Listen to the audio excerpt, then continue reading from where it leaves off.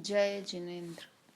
नमो अरिहन्ताणं नमो सिद्धाणं नमो आयर्याणं नमो उवज्झायाणं नमो लोये सव्वसाहुणं ऐसो पंच नमो यारो सव्व पावपनाशनो मंगलारं च सव्वेसिं परमं हवै मंगलम्। नमन्नाकेन्द्रालीमुकुटमणिभाजालजटिलं लसत्पादाम्भोज द्वयमिह यदीयं तनुभृतां भवज्ज्वालाशान्त्ये प्रभवति जलं वा स्मृतमपि महावीरस्वामी नयनपथगामी भवतु मे। तत्वज्ञान पाठमाला भाग 2 पाठ 4 उपादान और निमित्त। इसके सभी भेद प्रभेदों की चर्चा हमारी हो गई है, तो आज हम एक बार जो पढ़ा उसका पूरा रिवीजन करते हैं और उसको उदाहरणों पर घटित करके भी देखते हैं। उसके बाद हम आगे की चर्चा करेंगे। सबसे पहले कोई भी कार्य होता है तो उस कार्य के होने में उसकी कुछ न कुछ उत्पादक सामग्री होती है, जिसे कि कारण कहते हैं।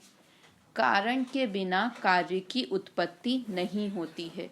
कोई भी कार्य, हम जो कार्य सोच सकते हैं दुनिया में, कोई भी कार्य होगा तो उसका कुछ न कुछ कारण होगा। कारण किसे कहते हैं कि कार्य की उत्पादक सामग्री को कारण कहते हैं, और कार्य का दूसरा नाम पर्याय भी है। ठीक है। कारण दो प्रकार के होते हैं, उपादान कारण और निमित्त कारण। कार्य तो पर्याय रूप होता है और कारण द्रव्य रूप होता है।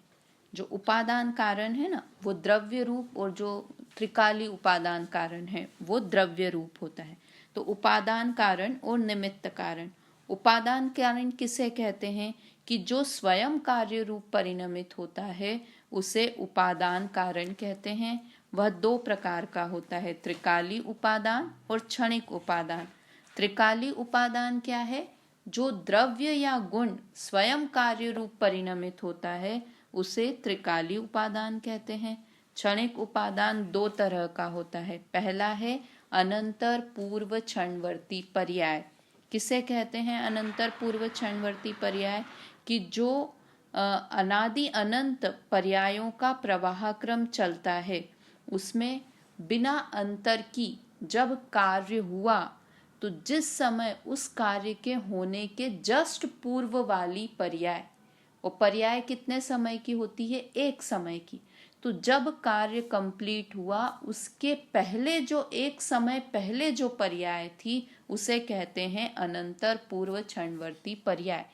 मतलब वास्तव में ये अनंतर पूर्व क्षणवर्ती पर्याय केवल ज्ञानी के ज्ञान का विषय है, क्योंकि एक एक समय का ज्ञान हमको तो समय के जब असंख्यात भेद निकल जाते हैं ना, हो जाते हैं, असंख्यात समय निकल जाते हैं, उसके बाद हमें समझ आता है कि ये कार्य हुआ। समय क्षयोपशम ज्ञान में पकड़ में भी नहीं आता। तो जब कार्य निष्पन्न होता है, जब कार्य होता है, तो उसके पहले अनंतर पूर्व क्षणवर्ती पर्याय होती ही होती है। मतलब अनंतर पूर्व क्षणवर्ती पर्याय तक कोई चीज पहुंच गई है तो उसका मतलब है कि फिर वो कार्य होगा ही होगा, पक्की बात है। मतलब जब 99 तक काम चल गया, 99.9999 तक, तो उसके बाद वो कार्य होगा ही होगा। मतलब वो भी बोलने में आ रहा है ये 99.99, तो ये भी, किंतु समय तो बहुत ही छोटा भेद होता है। समय काल का सबसे छोटा भेद होता है, अपन ने बात की थी ना। तो वो होता है अनंतर पूर्व क्षणवर्ती पर्याय ना, वो है क्षणिक उपादान कारण। और दूसरा और जो सबसे ज्यादा महत्वपूर्ण समर्थ कारण है वो है उस पर्याय की उस समय की योग्यता, जिसे कि क्या कहते हैं? तत्समय की योग्यता। हर पर्याय स्वतंत्र है और जिस पर्याय में जो काम हुआ है तो वो पर्याय उस योग्य थी, उसमें योग्यता थी, तभी यह कार्य निष्पन्न हुआ। तो क्षणिक उपादान दो तरह का हो गया। पहला हुआ अनंतर पूर्व क्षणवर्ती पर्याय और दूसरा है तत्समय की योग्यता, है ना। देखो त्रिकाली उपादान तो कैसा है, हमेशा रहता है। जब कार्य के पहले भी, बाद में भी, उस समय भी, जब कार्य हुआ तब भी, कार्य होने के पहले भी, कार्य होने के बाद भी। और अनंतर पूर्व क्षणवर्ती पर्याय कार्य होने के पूर्व, नाम ही लिखा है ना, पूर्व, कार्य होने के पूर्व होती है अनंतर पूर्व क्षणवर्ती पर्याय। किंतु जो तत्समय की योग्यता है ना, ये वर्तमान कारण है किसी भी कार्य के होने में। समझ में आया? वर्तमान की सबसे ज्यादा वैल्यू है कि जो जिस समय हो रहा है ना, वो उसका वर्तमान काल। तो वर्तमान की त्रिकाली उपादान तो कैसा है, हमेशा विद्यमान है। जब कार्य हुआ तब भी, उसके पहले भूत में भी था और भविष्य में भी रहेगा। जैसे कि स्वर्ण हार बना, सोने का हार बना, तो सोना हार बनने के पहले भी था और वो हार नष्ट हो जाए तब भी सोना तो रहेगा ही। तो त्रिकाली उपादान हमेशा रहता है। अनंतर पूर्व क्षणवर्ती पर्याय कार्य होने के पहले होती है, किंतु तत्समय की योग्यता वर्तमान है।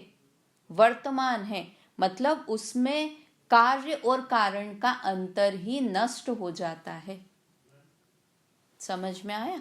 क्योंकि उसी समय कार्य हुआ और वो ही तत्समय की योग्यता, वो ही कारण है और वो ही कार्य है। तो उसे कहते हैं कि इसलिए सबसे ज्यादा समर्थ कारण कोई है तो क्या है, तत्समय की योग्यता, उस समय की पर्याय की उस रूप होने की योग्यता, वो सबसे इम्पोर्टेंट कारण है, उसे ही समर्थ कारण कहते हैं। फिर हमने बात की कि निमित्त दो प्रकार के होते हैं। कौन कौन से निमित्त? उदासीन निमित्त और प्रेरक निमित्त। उदासीन निमित्त कौन होते हैं? जो इच्छावान और क्रियावान नहीं होते, ऐसे पदार्थ, ऐसे द्रव्य जिनमें इच्छा भी नहीं हो और क्रिया भी नहीं हो।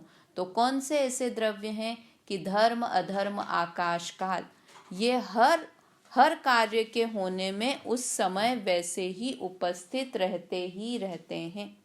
कोई भी कार्य होगा तो उदासीन निमित्त तो एज इट इज रहेंगे।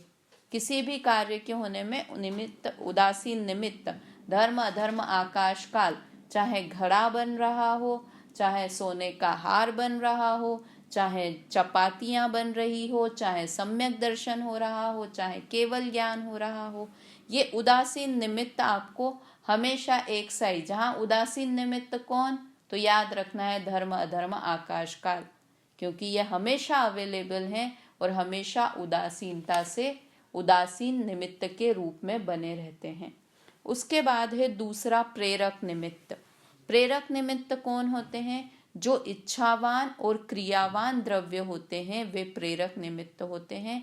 जो इच्छावान और क्रियावान दोनों जो है वो जीव द्रव्य है, और पुद्गल द्रव्य इच्छावान तो नहीं है किंतु क्रियावान है, इसलिए उसे भी प्रेरक निमित्त कहा जाता है। ये वाला निमित्त हमेशा चेंज होता रहता है। समझ में आया? प्रेरक निमित्त हमेशा चेंज होता रहता है। और प्रेरक निमित्त जैसे अपन बात करें कि बाई ने रोटी बनाई, किसी लेडी ने खाना बनाया, चपाती बनाई, रोटियां बनाई, तो वो पूरी की पूरी बाई ने बनाई कि नहीं, उसके हाथ पैरों ने बनाई और उसकी भी इच्छा, जो इच्छा होती है ना, इच्छावान और क्रियावान दोनों बताया, तो उसकी उपयोग रूप इच्छा और उसकी क्रिया वास्तव में वो प्रेरक निमित्त है। जैसे अपन बोलते हैं ना कि त्रिकाली उपादान तो हमेशा विद्यमान है, तो हमेशा फिर रोटियां बनती रहनी चाहिए। आटा तो हमेशा विद्यमान है, तो हमेशा रोटियां बनती रहनी चाहिए। अगर ऐसे ही हम प्रेरक निमित्त में बोलें कि प्रेरक निमित्त में मैं मतलब कोई लेडी, वो प्रेरक निमित्त है, तो वो पूरी की पूरी लेडी हमेशा प्रेरक निमित्त नहीं है। वो जिस समय कार्य हुआ ना, उस समय के लिए प्रेरक निमित्त है। समझ में आया? थोड़ी डीप बात है किंतु समझने की कोशिश करेंगे तो आएगी समझ में।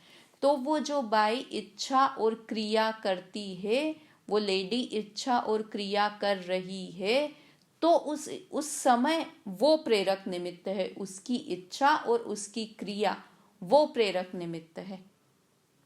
अभी मैं बेडरूम में सो रही हूं तो मैं फिर निमित्त भी नहीं हूं रोटी बनने की। खाना बनाने की, रोटी बनाने की मैं निमित्त भी कब होंगी? जब मैं इच्छा करूंगी और तदनुसार क्रिया भी करूंगी। हम मोटे तौर पे बोल देते हैं कि लेडी, ये बाई है, ये कुम्हार है, वो घड़ा बनाने का निमित्त है। तो कुम्हार खाना खा रहा है तब भी वह घड़ा बनाने का निमित्त है क्या? नहीं, जब वो घड़ा बना रहा है, जब घड़ा बनाने की इच्छा कर रहा है और घड़ा बनाने की क्रिया कर रहा है, तब वह कुम्हार घड़ा बनाने का निमित्त है। कुम्हार सो रहा है, कुम्हार खाना खा रहा है, तब वह घड़ा बनाने का निमित्त नहीं कहा जाएगा। समझ में आया? तो इस तरह से ये भेद प्रभेद की बात हुई। अब हम 2-3 उदाहरणों पर पहले इनको घटित करके देखते हैं। सबसे पहला एक उदाहरण हम लेते हैं घड़ा बनने का। घड़ा बनने रूप कार्य हुआ। ठीक है, कार्य क्या है? मिट्टी का घड़ा बना। मिट्टी का घड़ा छोड़ें, चलो दूसरा लेते हैं कि अब आप कहाँ घड़े बनते हुए दिखते हैं अपने को। हम लेते हैं एक उदाहरण कि हमने सोने का हार बनवाया। सोने का हार बनने का कार्य हुआ। अब तो वैसे सोने के भी क्या, डायमंड के पहनते हैं, बट ठीक है, चलो सोने का हार बनने रूप कार्य हुआ। इसमें सारे के सारे भेद प्रभेद हम घटित करके देखते हैं। तो पहला त्रिकाली, पहले कितने भेद प्रभेद हो गए टोटल? त्रिकाली उपादान, अनंतर पूर्व क्षणवर्ती पर्याय, तत्समय की योग्यता, उदासीन निमित्त और प्रेरक निमित्त। ये 5 चीजों पर हमको घटित करना है। जब ये 5 चीजें मिलेंगी तब ही सोने के हार बनने रूप कार्य होगा। ठीक है, ये 5 चीजें एकत्रित रहेंगी तब ही सोने के हार बनने रूप कार्य होगा।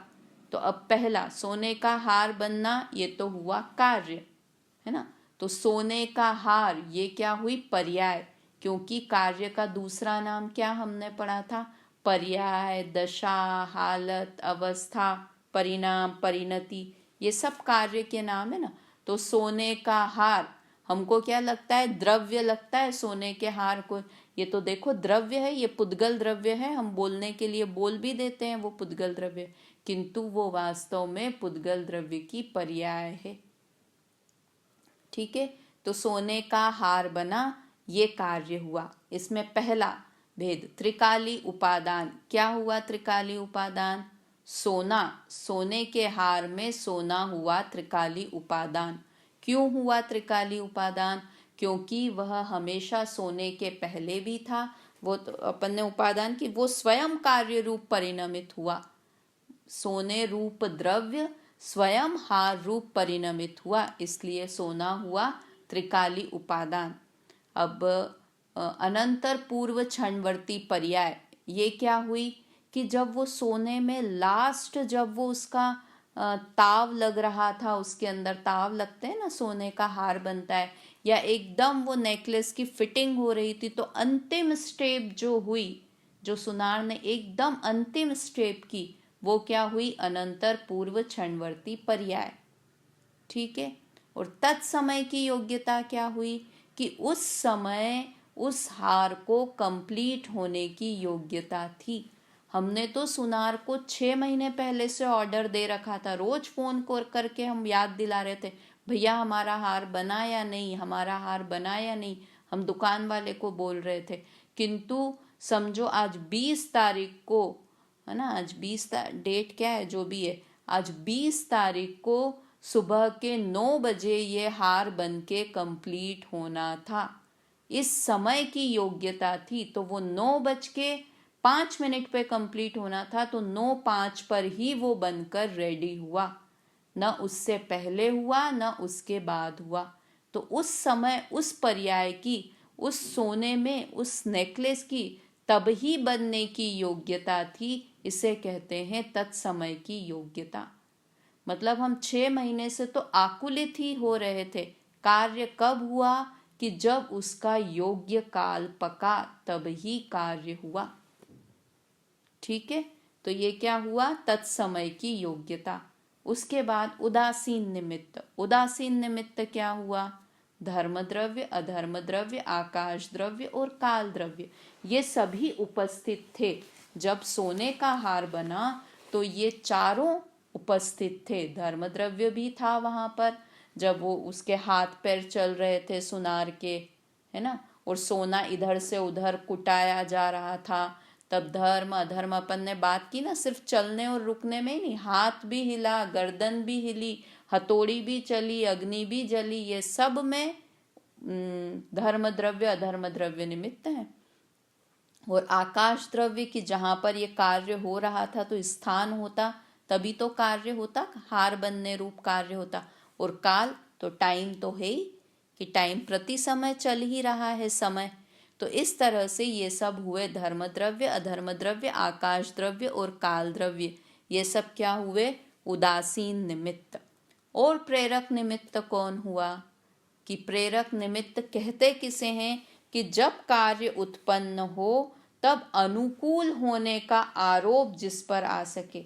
जिसने कार्य किया नहीं, अपन बार बार इस बात को कल बोला था ना, कि निमित्त से कार्य नहीं होता, किंतु निमित्त की उपस्थिति में कार्य होता है। निमित्त उस समय प्रेजेंट होता है वहां पर, है ना, पर निमित्त ने कार्य नहीं किया। कार्य किसने किया? सोने ने किया, और उसकी उस पर्याय की उस समय वैसा होने की योग्यता थी, जो कि इम्पोर्टेंट था। किंतु तब अनुकूल होने का आरोप किस किस पर आया? कि तब सुनार वहां पर मौजूद था। वो बाबू, जिसे हम आजकल तो बाबू लोग बनाते ना, सुनार कौन बोलता है, बाबू बनाते, तो वो बाबू या सुनार था। फिर उसके जो भी टूल्स थे जिसके द्वारा उसने बनाया, अग्नि थी वहां पर। तो ये सब क्या हुए? ये सब हुए प्रेरक निमित्त, है ना। ये सब क्या हुए? प्रेरक निमित्त। आग हुई, सुनार हुआ, ये सब हुए प्रेरक निमित्त। एक उदाहरण और लगा के देखें। 5 चीजें लगानी है हमको। क्या क्या लगानी है एक उदाहरण पे? त्रिकाली उपादान, फिर अनंतर पूर्व क्षणवर्ती पर्याय, तत्समय की योग्यता, उदासीन निमित्त और प्रेरक निमित्त। ये 5 चीजें जब होंगी तो ही कार्य कंप्लीट होता है। इसी तरह की बात मोक्ष मार्ग प्रकाशक में भी जब 5 समवाय की बात आती है ना, तो भी आती है। 5 समवाय जब हों तब भी कोई कार्य होता है, तो 5 समवाय हों तो ही कार्य होता है। उसमें पुरुषार्थ, होनहार, काल, लब्धि, भवितव्यता, ये सब आती है। पर अभी मैं उस डिटेल में जाना नहीं चाहती, नहीं तो आप लोगों के लिए बहुत कठिन हो जाएगा ये विषय, इसलिए अभी मैं उस डिटेल में नहीं जा रही हूँ। किंतु यहाँ जब हम उपादान निमित्त वाला पार्ट पढ़ रहे हैं, तो कोई भी कार्य होगा तो ये 5 चीजें होती हैं। ठीक है, जो निमित्त की बात कर रहे हैं ना हम, प्रेरक निमित्त, तो निमित्त हमेशा चेंजेबल हो सकता है, चेंजेबल होता है। निमित्त की एक खास बात है कि निमित्त हमेशा एक ही निमित्त नहीं होता। निमित्त बहुत तरह के हो सकते हैं और हमेशा मतलब चेंज होते रहते हैं। किंतु त्रिकाली उपादान कभी चेंज नहीं होता, उदासीन निमित्त कभी चेंज नहीं होते, प्रेरक निमित्त चेंज होते रहते हैं। त्रिकाली उपादान मतलब जो द्रव्य में जो कार्य होगा वो वाला त्रिकाली उपादान, है ना। तत्समय की योग्यता एज इट इज रहेगी, मतलब वो उस कार्य संबंधी, समझ में आया। किंतु प्रेरक निमित्त चेंज होता रहता है। जैसे होता है कि नहीं, कि आज हमने इस स्वर्ण ये हार बनने किसी और को दिया, दूसरी बार किसी और को दे दिया, तो हार एक ही जैसा हार 2 अलग अलग की उपस्थिति में भी बन सकता है ना, क्योंकि निमित्त तो उपस्थित मात्र रहते हैं। तो एक ही हार की डिजाइन 5 तरह के सुनार बना सकते हैं, तो वो 5 निमित्त हो सकते हैं। तो हम जो सोचते हैं कि मेरे बिना कार्य नहीं होगा, कोई सुनार सोचे मैं नहीं हूं तो ये हार बनेगा ही नहीं, तो क्या बोलते हैं, अरे भाई तुम क्या, तुम्हारे जैसे हजारों सुनार पड़े हुए हैं जो कि इस हार को बना सकते हैं। समझ में आया? अब हम लेते हैं एक और उदाहरण खाना बनाने का, रोटियां बनाने का, जिसका हम ज़्यादा महिलाएं हैं इस क्लास में, तो सबसे ज़्यादा हमको क्या लगता है, मैंने खाना बनाया, मैं नहीं हूं तो घर में खाना ही नहीं बने। लगता है कि नहीं, कि एक दिन भी मैं नहीं हूं ना तो भूखे मर जाओगे, कोई खाना खिलाने वाला नहीं रहेगा। ऐसा प्राउड, ऐसा अहंकार हर लेडी के अंदर होता है। सोच के देखना, विचार करके, कि रहता है कि नहीं, कि अरे मैं नहीं हूं ना तो एक एक इनको याद आ जाए, घर वालों को खाने खाने के लिए मोहताज हो जाए। ये सोचते हैं, बोले नहीं मन में, पर मन में तो होता ही है कि मेरे बिना कार्य नहीं होगा। तो रोटी बनने रूप कार्य हुआ। रोटी में सब समझ लेना, आप पूड़ी बना रहे हो तो भी पूड़ी बनने रूप कार्य हुआ। चलो रोटी छोड़ते हैं, पूड़ी बनने रूप कार्य हुआ, पूड़ियाँ बनी। तो कार्य क्या है, पूड़ी बनने रूप कार्य हुआ। उसमें ये 5 चीजें लगानी है। पहला, त्रिकाली उपादान, कि हमेशा जब भी पूड़ी बनेगी तो किससे बनेगी, आटे से बनेगी। आटा, घी और पानी, ये सब क्या हुए, त्रिकाली उपादान हुए। आटा और घी ये दोनों नहीं हो और पानी नहीं हो तो पूड़ी नहीं बन सकती, है ना। तो ये हुए त्रिकाली उपादान। फिर अनंतर पूर्व क्षणवर्ती पर्याय, ये क्या हुई, कि जब हमने पूड़ी बेली, उसमें डाल दी कढ़ाई में, वो फूल के ऊपर आ गई और बस हम उसे निकालने ही वाले थे चम्मच से, जब वो कंप्लीट बनने की प्रोसेस पे थी, वो क्या हुई, अनंतर पूर्व क्षणवर्ती पर्याय। और जब वो पूड़ी बिल्कुल हमने झारे में निकाल ली, घी में से निकाल ली झारे पे, तो वो क्या हुई, तत्समय की योग्यता, उस पूड़ी की बनने की योग्यता। देखो तत्समय की योग्यता कितनी जरूरी है। अनंतर पूर्व क्षणवर्ती पर्याय भी नहीं है। कई बार हम पूड़ी बेलें और बेल के कि अब इसको तलेंगे और वो पूड़ी बहुत मोटी बन जाए तो हम उसे वापस बिगाड़ देते हैं कि अरे ये तो बहुत मोटी बन गई, वापस लोई बना लेते हैं। या ये बहुत पतली बन गई, ये फूल नहीं पाएगी, है ना। या कुछ भी उस पूड़ी में हो जाए, घी गरम नहीं ठीक से हुआ था तो वो पूड़ी हमने डाली और वो पूड़ी बन ही नहीं पाई, फूल ही नहीं पाई। घी गरम नहीं था तो फूल नहीं पाई, उसमें सारा ही घी घी भर गया तो हमने उस पूड़ी को उठाकर फेंक दिया, मतलब वो पूड़ी बन ही नहीं पाई, कच्ची रह गई, है ना। तो क्या हुआ, तत्समय की योग्यता, उस समय उस पूड़ी के फूल के ऐसे बनने की योग्यता थी। तो ये हुई इम्पॉर्टेंट कारण कि वो पूड़ी बनने का काल ही वो था, तो वो हुआ तत्समय की योग्यता। उसके बाद उदासीन निमित्त क्या हुए, उदासीन निमित्त क्या हुआ, धर्म द्रव्य, अधर्म द्रव्य, आकाश द्रव्य और काल द्रव्य। उसके बाद प्रेरक निमित्त कौन हुआ। हम क्या मानते हैं, हम बाकी सबको गौण कर देते हैं और प्रेरक निमित्त कि मैं थी, मैंने पूड़ियाँ बनाई, मैं। तो जो हम क्या कह रहे हैं कि ये 5 चीजें नहीं हो ना तो पूड़ी बने ही नहीं, ये बाकी की 4 चीजें। तो प्रेरक निमित्त कौन कौन हुआ, चकला बेलन हुआ, है ना, जो उसमें मिले हुई सामग्री, जैसे त्रिकाली उपादान में हमने क्या लिया था, जो उस पूड़ी के अंदर मिला हुआ था, तो घी, आटा, पानी, नमक, ये सब तो त्रिकाली उपादान हुए। किंतु चकला बेलन, कढ़ाई, झरिया जिससे पूड़ी निकाली, और बनाने वाली बाई, क्योंकि उसमें इच्छावान और क्रियावान दोनों लेने हैं ना, तो ये क्रियावान तो ये सब हो गए, चकला बेलन, कढ़ाई और सब चीज़ें, झरिया, ये सब। और क्रिया इच्छावान कौन हुआ, बाई, बनाने वाली मैं। तो हम क्या करते हैं, बाकी सबको गौण कर देते हैं, न हम त्रिकाली उपादान सोचते हैं, न अनंतर पूर्व क्षणवर्ती, न तत्समय की योग्यता, और धर्म धर्म आकाश द्रव्य तो ध्यान ही नहीं है। हम पूरा का पूरा क्रेडिट हमारे ऊपर ले लेते हैं। मैंने खाना बनाया, तो हम उन 5 चीजों में से एक पुर्जे मात्र थे, वो भी हम सिर्फ उपस्थित मात्र थे, वहां पर इच्छा कर रहे थे, उपस्थित मात्र थे, किंतु हमारी इच्छा से कार्य नहीं होता, निमित्त से कार्य नहीं होता। कार्य किससे होता है? उपादान से कार्य होता है। निमित्त तो अनुकूल होने का आरोप जिस पर आता है तो निमित्त कहलाता है। अब मैं सोचूं कि मैंने खाना बनाया, मैंने पूड़ियाँ बनाई, तो जब मैं नहीं होंगी तब पूड़ियाँ नहीं बनेंगी क्या?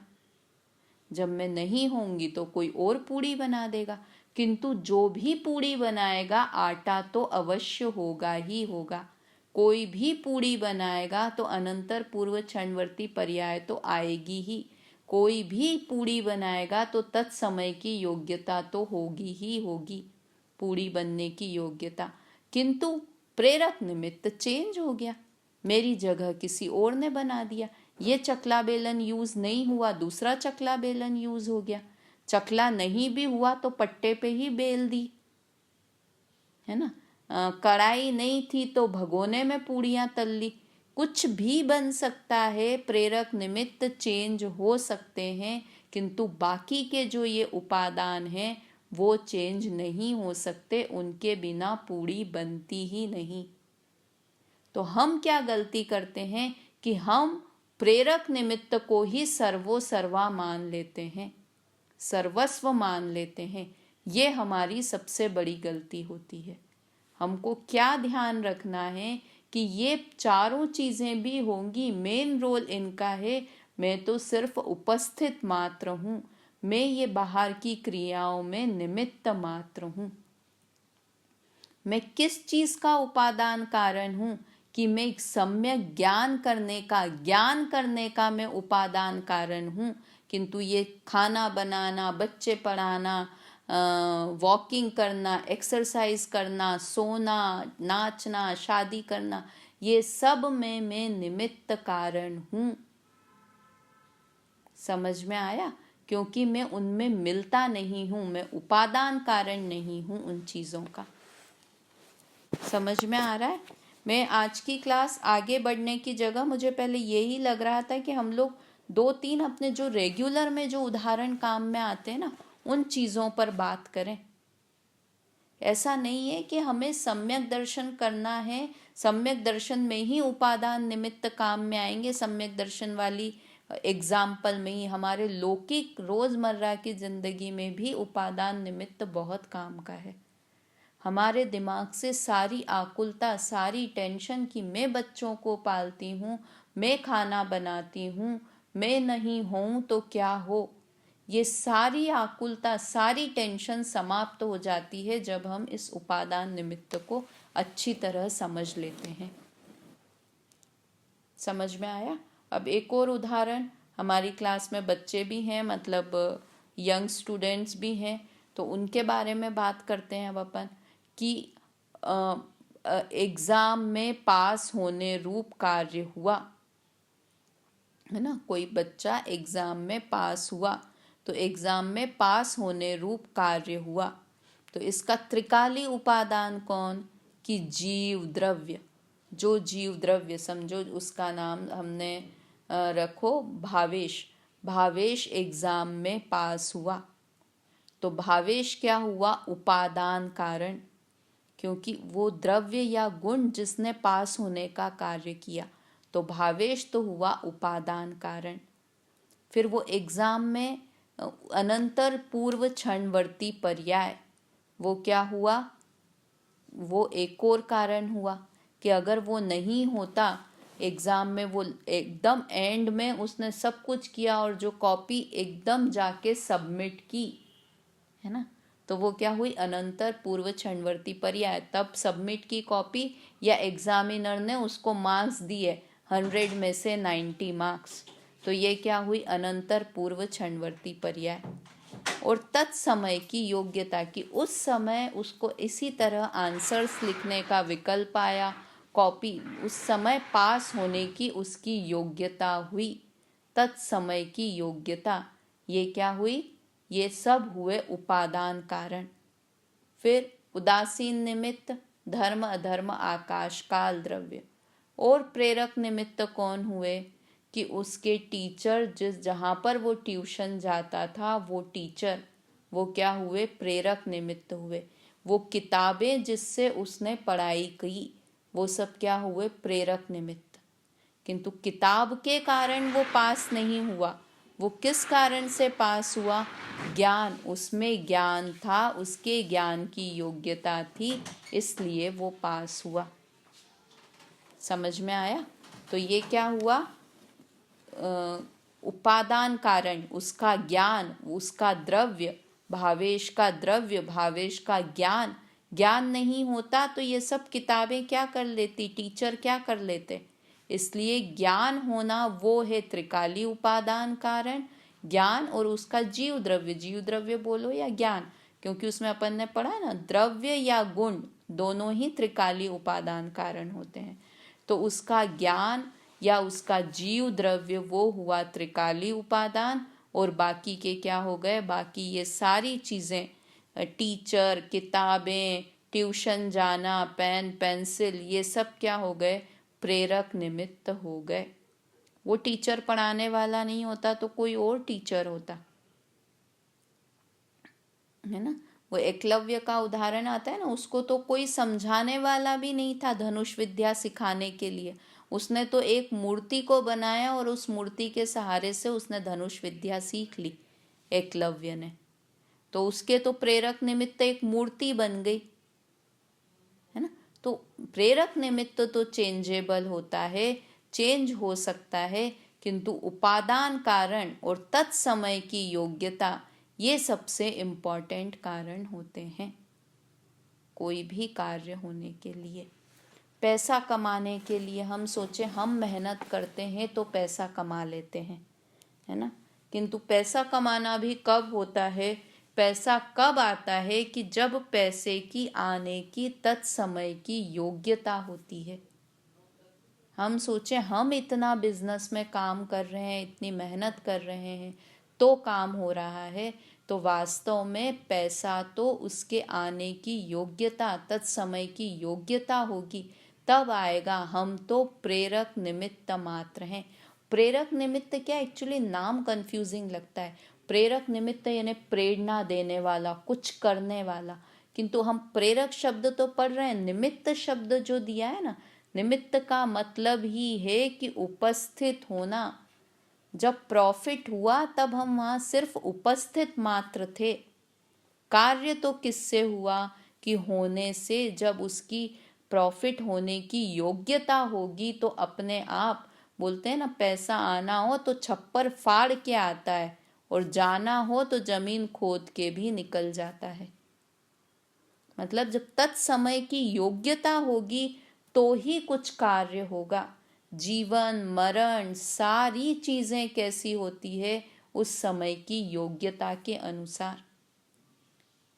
डॉक्टर ने पेशेंट को बचाया, डॉक्टर ने पेशेंट को बचाया, डॉक्टर क्या है, पेशेंट को बचाने, पेशेंट बच गया तो डॉक्टर ने बचाया या उसकी योग्यता थी, तत्समय की योग्यता थी, है ना। आयु, कर्म का उदय भी, ये सब भी निमित्त में चला जाता है। कर्म का क्षय होना, कर्म का उदय होना, ये सब भी निमित्त में चला जाता है। वास्तव में तो उसकी, उस जीव की उस पर्याय में रहने की योग्यता थी, वही वास्तव में कारण था। मतलब हर चीज में हम लगाए, पैसा आ रहा है, घर चल रहा है, किसी का जीवन हो रहा है, किसी का मरण हो रहा है, सब होना योग्य, जो थवा योग्य थाए छे, होने की उसकी उस समय की ऐसी योग्यता थी, इसलिए इस तरह का कार्य हुआ। समझ में आया। तो इस तरह से हमने ये बात की पूरी, और आप लोग उदाहरणों पर लगाकर देखिए, जितने उदाहरण आप लगा सकते हैं। हर कार्य करें ना अपना, आज सोच लो, हर कार्य करें, कुछ भी कार्य कर रहे हैं तो उसमें सोचो कि आप उपादान निमित्त हो या प्रेरक निमित्त हो। आप उपादान कारण हो, सॉरी, आप उपादान कारण हो या निमित्त कारण हो उस कार्य के करने में। तो आप क्या कहोगे कि अरे ऐसे तो हम कुछ भी कार्य नहीं कर रहे हैं, आप खाना नहीं बना रहे हैं, हम सो नहीं रहे हैं, हम बच्चों को नहला नहीं रहे हैं, हम बिजनेस नहीं कर रहे हैं, हम कुछ नहीं कर रहे हैं, तो हम कर क्या रहे हैं? हम तो फालतू हो गए। तो हम जीव हैं, हम उपादान कारण किस चीज के हैं? ज्ञान करने के। हम ज्ञान करने का सबसे बड़ा काम कर रहे हैं, है ना। हम ज्ञान करने जितना भी काम हो रहा है, तो हम देख के देखें कि ज्ञान करने का कार्य हुआ। रोटी बन रही थी, मैंने उसे जाना। खाना बन रहा था, मैंने उसे जाना। तो ये कोई कार्य नहीं हुआ? जानना भी एक कार्य है ना। जानना, मैं जीव द्रव्य हूँ, ज्ञान मेरा गुण है, जानना मेरी पर्याय है। तो जानना पर्याय मतलब कार्य। जानना एक कार्य है। कार्य के पर्यायवाची नाम में है कि नहीं एक पर्याय? तो जानना मेरी पर्याय है, अर्थात जानना मेरा कार्य है। मैं प्रति समय सबको जान रहा हूं। ये सार निकालना है हमको उपादान निमित्त वाला पाठ पढ़ के। मतलब बेफिक्र हो जाए कि जो भी ये शारीरिक क्रियाएं हो रही है, जो भी मैं जिस चीज की इच्छा कर रहा हूँ, मैं इच्छा कर रहा हूँ प्रॉफिट करने की, मैं इच्छा कर रहा हूँ कार चलाने की, मैं इच्छा कर रहा हूँ बिजनेस करने की, जितनी भी इच्छाएं हो रही है, ये सब निमित्त हैं। ये सब इच्छाएं निमित्त हैं किसी कार्य के होने में। इच्छाओं से कार्य नहीं होते, कार्य होते हैं तत्समय की योग्यता होने से। बहुत जीवन का मंत्र है कि इच्छा से कार्य नहीं होता है, इच्छा तो प्रेरक निमित्त मात्र है। कार्य होता है उपादान से, उसकी तत्समय की योग्यता से। ये बात जीवन में याद रख लेंगे ना, तो कभी मन में बुरे विकल्प नहीं आएंगे। ऐसा क्यों हो गया, ऐसा क्यों, मैं होती तो ये कर देती, मैं होती तो ऐसा कर लेती, इसे बचा लेती, इसे मार देती, इसे जिला देती। कुछ नहीं कर सकते, हम सिर्फ जानने रूप उपादान कार्य के करता है। हम वो ही कर सकते हैं, उपादान है उसके, उपादान कारण है, जानने रूप क्रिया के उपादान कारण है। हम सोचें कि हम सब में हम लिस्ट बनाएं कामों की, तो हम सब जगह कहाँ फिट होंगे? निमित्त की कैटेगरी में। और निमित्त मतलब जो कार्य का करता नहीं है।